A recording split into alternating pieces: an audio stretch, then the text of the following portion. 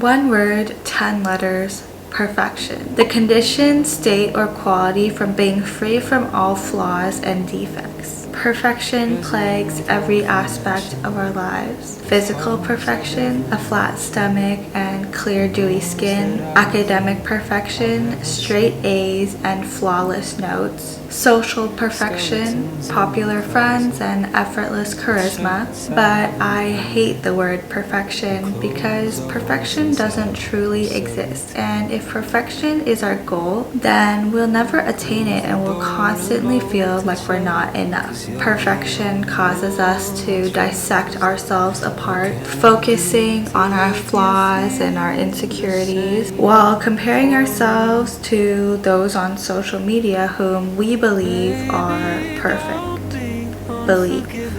We just think they are, but in reality, they're just like the rest of us with flaws and imperfections as well. In today's video and vlog, we're going to be talking about the problem with perfectionism, how it plagues our society, and finally letting go of perfectionism.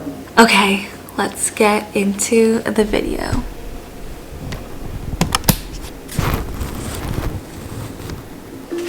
Hello, good morning.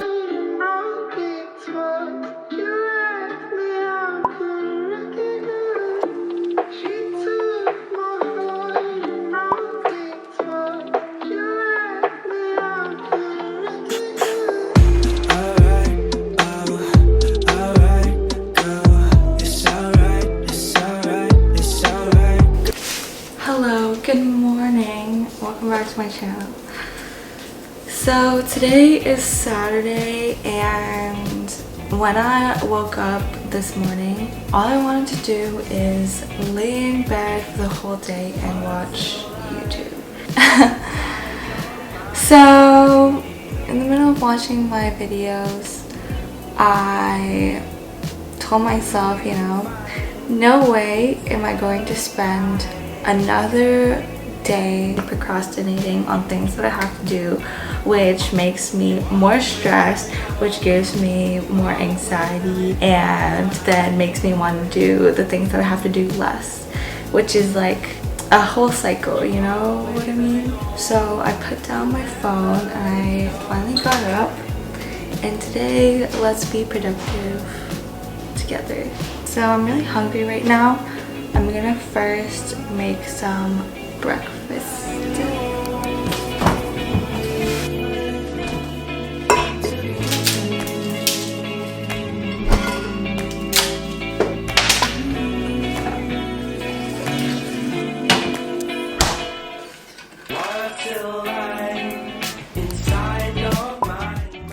When you're aiming for perfection, you'll realize that it's a moving target. When do you decide that you're fit enough? When do you decide that you're pretty enough? When do you decide that you're smart enough? How far do we have to keep on going before we declare that we're good enough? The never-ending pursuit of perfection can lead us to all or nothing thinking, which is a cognitive distortion where we divide everything into extremes. We either succeed or we fail. We either do good or we do bad. We either feel nothing or everything. There is no gray area in between. For example, waking up at 2 p.m. and telling yourself that you've already wasted time, so might as well throw the whole day away and start again tomorrow. Or missing a day of a habit, so we might as well give up on the habit completely, or not starting our work because we need to first clean our entire room for the perfect environment to work in. Perfection can lead to paralysis. We're so scared of not being perfect that we don't even try at all. We beat ourselves up for small mistakes and set unrealistic standards for ourselves, which leads us to giving up more easily. Perfectionism isn't a behavior, it's a way of thinking about yourself. It's the inner voice that's always telling us that we're a failure and we're never good enough. It criticizes every aspect of our lives and hinders ourselves from the very success that we want to achieve.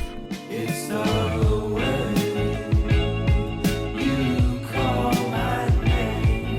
It's the way you say.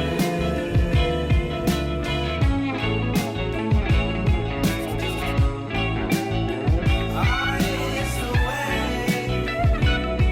you say.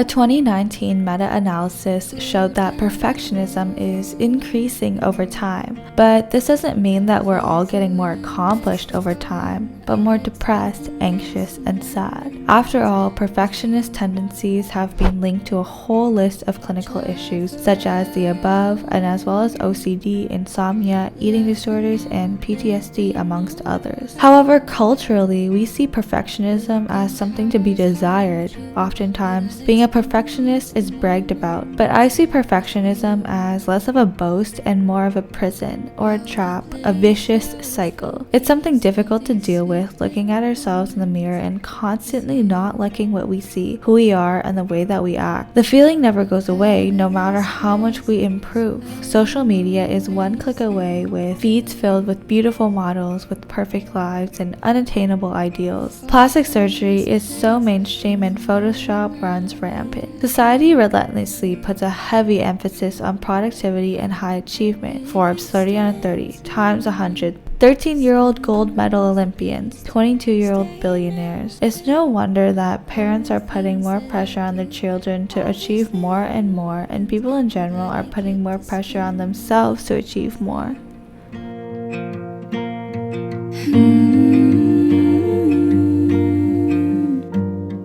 Moments with you. Now far we go to wonders and places unknown. I see clearer roads, they are familiar when I'm with you. And even in the cold. Hello, I'm done cleaning and organizing all my apartment except for the last load of laundry still has to dry, and I'm going to make lunch and then go work out afterwards.